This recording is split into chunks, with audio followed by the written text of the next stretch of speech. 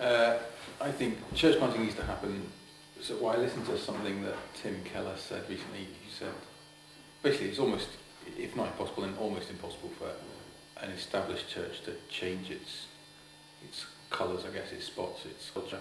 It can happen, but it's terribly hard work. And so often the best way to keep up with culture that's changing is to plant new churches, which can, from their very inception, be designed to fit one particular culture, like Steve Timmis has recently been saying. Any church is designed for a particular culture and a particular generation, and so the best way to keep up with cultures and generations that are changing is to plant new churches that are appropriate to them, I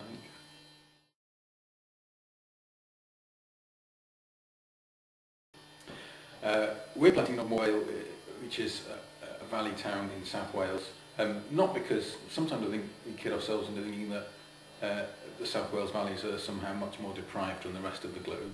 I don't think that's the case. I don't think Ogmore Vale needs the gospel any more than central London, but everywhere needs the gospel, Ogmore Vale and central London.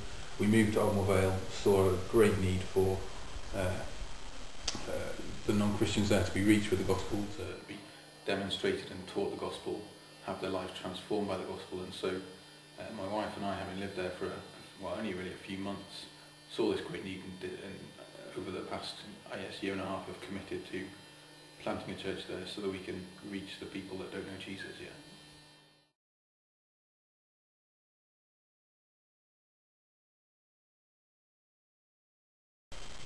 We have a vision of just there being lots of people who know Jesus and love Jesus and serve Jesus and tell other people about Jesus. And do that because they love Jesus, not because they think that they're better than anyone else or that they are somehow legalistically obliged to tell other people about Jesus. But I guess you just want to see Ogmore Vale and the surrounding places transformed by the gospel, so that they bring glory to God and His Christ, and rather than bring glory to themselves or anyone else.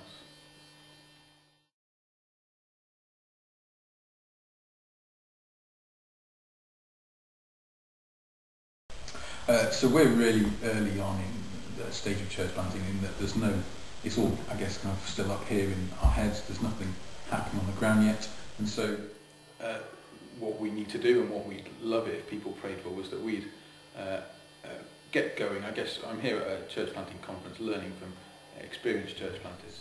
And one of the things they, I guess, conveyed more than said is to just get on and do things, to trust in the gospel and to go out and tell people about it. And so that's what we need to do, is to just get on and start gospeling people, Christians and non-Christians, start inviting people around, start opening our home, start loving people like Jesus loved them. And that's what we'd really appreciate prayer for, is to stop thinking about the practicalities and get on and do the actual church planting.